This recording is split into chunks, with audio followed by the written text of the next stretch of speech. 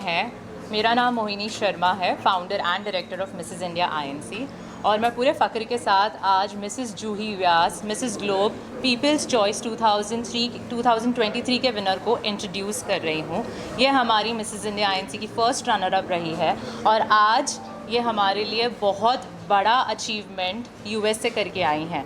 Mrs globe का जो competition था वो 80 कंटेस्टेंट्स का था जो ऑल ओवर वर्ल्ड से आए थे, और उसमें जूही ने एक बहुत ही बड़ी उपलब्धि हासिल की है और मैं बहुत ज़्यादा प्राउड हूँ। एज ए डायरेक्टर ये मेरे लिए बहुत ज़्यादा फ़ख्र की बात है, तो मैं खुशी से फुली नहीं समा रही हूँ।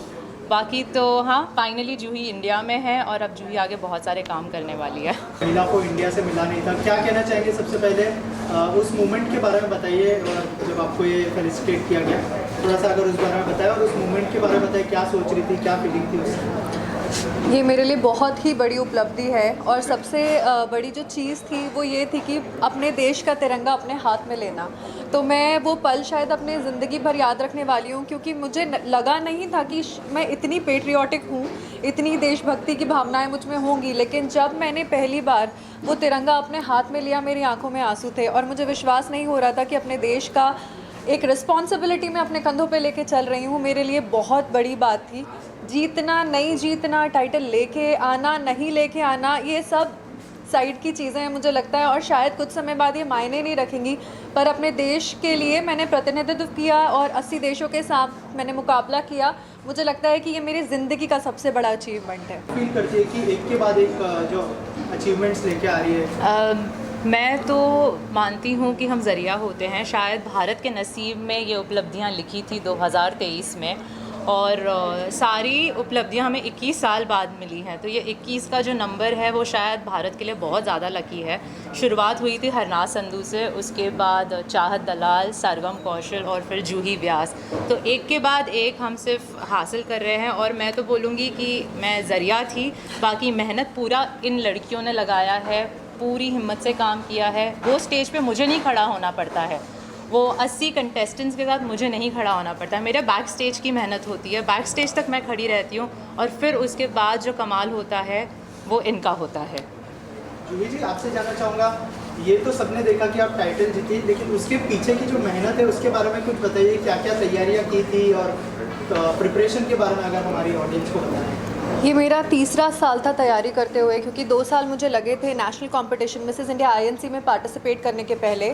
क्योंकि मेरे 2 बच्चे हैं, एक 8 साल की बेटी है, 4 साल का बेटा है। तो आप ये भली भांति जानते हैं कि एक माँ और एक इंडियन माँ होना कितना डिफ़िकल्ट जॉब है, क्योंकि आपको घर भी देखना है। मेरा बिज़नेस है, मैं एक सैलून एंड स्पा चलाती हूँ, मैं सॉफ्टवेयर इंजीनियर हूँ, तो मेरे कंधे पे ऑलरेडी बहुत सारी रिस्पॉन्सिबिलिटीज़ हैं। तो उनके साथ में मिसेस इंडिया की तैयारी करना मेरे लिए बहुत डिफ़िकल्ट था।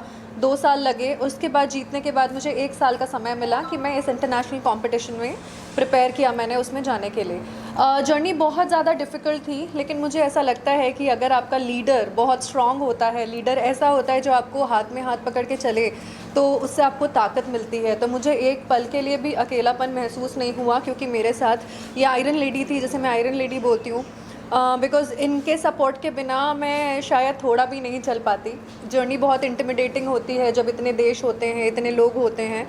तो ये मेरे लिए एक पिलर ऑफ स्ट्रेंथ थी, और आज जो भी मैंने किया है इनकी बदौलत। और हमारी जो एक टीम थी, मिसेस इंडिया आईएनसी की जो टीम थी, अगर आप वीडियोस देखेंगे जो हमने पोस्ट किए हैं तो आपको दिखेगा कि हर एक बच्चा, ये जितने बच्चे यहाँ पे हैं, छोटे बच्चे हो गए, लखबीर कौर मैम हो गई, इन सब के सपोर्ट से हमने आज ये हासिल किया। ये मेरे अकेले की जीत नहीं है, ये पूरे मिसेस इंडिया टीम की जीत है। ज़्यादा प्राउड फील होता है क्योंकि जिस दिन मैं जीती उसके अगले दिन हमारा एक क्वींस लंच था, जिसमें जो क्वींस थी जो जीती थी वो आई थी, और हमारी डायरेक्टर थी वहाँ पे, और पुरानी क्वींस थी जिन्होंने पिछले 20 साल पहले वगैरह भी खिताब जीता है। उनके मुंह से एक बात निकली थी कि इंडिया हमेशा कोशिश करती थी आने की, पर वो आ नहीं पाती थी क्योंकि वो क्राइटेरिया फुलफ़िल नहीं करते थे और वो उनको सिलेक्ट नहीं करते थे। तो ये पहली बार ऐसी उपलब्धि है हमारे लिए कि हमने पहली बार पार्टिसिपेट किया, और पहली बार पार्टिसिपेट करके हम पहली बार में ही क्राउन लेके आए हैं। तो मेरे लिए ये बहुत बड़ी उपलब्धि है, और इससे आई थिंक मैंने जो आपको ये चीज़ें बताई उससे आप समझ पा रहे होंगे कि हम स्पीचलेस हैं इस अवार्ड को जीतने के बाद। क्या तैयारियां होती है? जैसे मैंने कहा कि 2021-22 अब 23 में भी जो है लगातार आप लोग झंडे गाड़ रहे हैं, तो एज ए डायरेक्टर आपकी प्रिपरेशन के बारे में कुछ बताइए हमारी ऑडियंस को।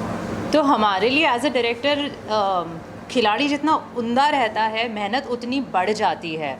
और मेरे जितने भी खिलाड़ी अब तक मैदान में उतरे हैं, उन सभी में मैं कहूँगी कि जूही सबसे ज़्यादा मंझी हुई खिलाड़ी थी, क्योंकि हमें पूरी मेहनत करनी रहती है। जब आपके हाथ में जब बहुत ही बहुमूल्य पत्थर आ जाता है तो उसकी घिसाई में आपको ज़्यादा बड़ा एक्सपर्ट लगता है, आप किसी भी जौहरी को घिसाई नहीं दे सकते हो। तो मेरी मेहनत तो बढ़ गई थी, मेरी मेहनत 3-4 गुना बढ़ गई थी। बट हाँ, मैं तो बोलूँगी कि मेरी खुशकिस्मती थी जो मुझे ये काम करने का मौका मिला, जो मुझे जूही के साथ काम करने का मौका मिला। क्योंकि जिस भी एरिया की अगर मैं बात करूँ, क्योंकि एक पैजेंट्री में आपके कम्युनिकेशंस, आपका रैंप वॉक, आपका बॉडी लैंग्वेज, हर चीज़ पे ध्यान दिया जाता है। आपका वार्डरोब बोलो, आपका स्किन बोलो, बहुत सारी चीज़ें हैं। पर हर चीज़ में हमें 3-4 गुना एक्स्ट्रा काम करना पड़ा था। नहीं क्योंकि कमी नहीं थी, इसलिए नहीं, क्योंकि हमें पता था कि जितना हम काम करेंगे उतनी निखरेगी। तो ये मेरा एक्सपीरियंस था और मैं तो यही आशा करूँगी कि जूही जैसी कंटेस्टेंट, जूही जैसी विनर मुझे हर साल मिले। इतनी ही मेहनत मैं करूँ और ऐसी ही मैं अचीवमेंट्स इंडिया के लिए लाऊँ। और क्या कुछ चेंजेस हुए? मुझे बहुत ओवरवेलमिंग रिस्पांस मिल रहा है लोगों से, क्योंकि सब लोगों ने मेरी जर्नी देखी है मिसेस इंडिया आईएनसी से लेके इस इंटरनेशनल प्लेटफॉर्म तक। तो उन्हें पता है कि मैंने कैसे दिन रात एक करके ये चीज़ हासिल करी है। तो बहुत ही प्यारा रिस्पांस है। मैं लीला में आई, मैं जिस होटल में स्टे कर रही थी, तो मेरी ट्रेनिंग के दौरान मैं वहीं रुका करती थी। तो वो इतनी स्वीट छोटी छोटी चीज़ें हैं, जैसे वहाँ के रेस्टोरेंट के एम्प्लॉयज़ जानते थे कि मैं जीत के आई हूँ, क्योंकि वो मुझे इंस्टाग्राम पे फॉलो करते थे। तो उनके थ्रू मुझे फ्लावर्स मिलना, वो जेस्चर जो उन्होंने मुझसे केक कटिंग कराई, मैं रूम में गई तो मुझे केक मिल रहा है। ये छोटे छोटे सिंपल जेस्चर्स हैं जो आई थिंक आपका दिन बना देते हैं। और लंबा सफ़र था अमेरिका से यहाँ आने की, जर्नी 24 घंटे तो हमें लग ही जाते हैं। उसके बाद ऐसी प्यारी प्यारी चीज़ें आपको जब मिलती हैं तो आपका उत्साह और बढ़ जाता है। तो मुझे लग रहा है ये तो बस शुरुआत है। और मोहिनी मैम ने जो ढोल के साथ में यहाँ मेरा स्वागत किया, क्योंकि वो मेरी बहुत बड़ी इच्छा थी। तो डे 1 से जूही बस एक ही बात बोल रही थी कि मैं आऊँगी तो ढोल चाहिए।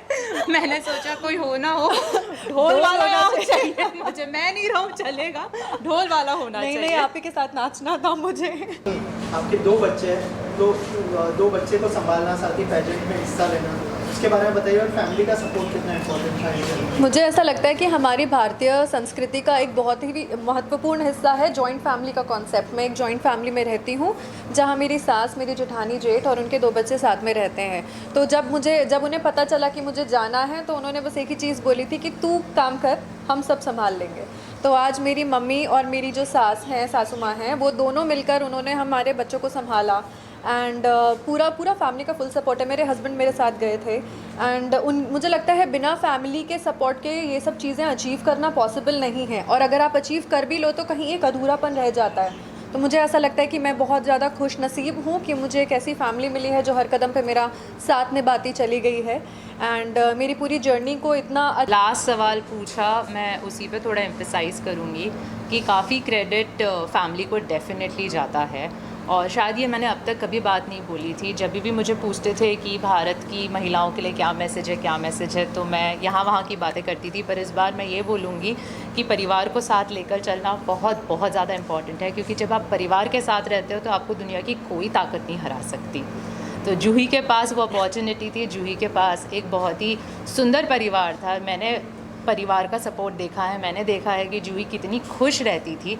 और बस मैं वैसे ही चाहूँगी कि सारी भारतीय महिलाएं अपने परिवार को लेकर चलें, अपने हस्बैंड को लेकर चलें, और उनका सफ़र उतना ही सुंदर हो जाएगा आगे जाके। मेरा हम थोड़े शॉक थे। और ऑब्वियसली हम आगे के इमीडिएट प्लानिंग से as a business women, as a director, मैं नेक्स्ट स्टेप के बारे में सोचती हूँ। तो इमीडिएटली मेरा रिएक्शन यही था कि अब मुझे आगे क्या करना है, अब हमें इसको आगे कैसे बढ़ाना है, भारत के लोगों को कैसे बताना है, और ये और ज़्यादा महिलाओं को किस तरीके से इंस्पायर कर सकती हैं, उस बारे में हमने प्लानिंग शुरू कर ली थी।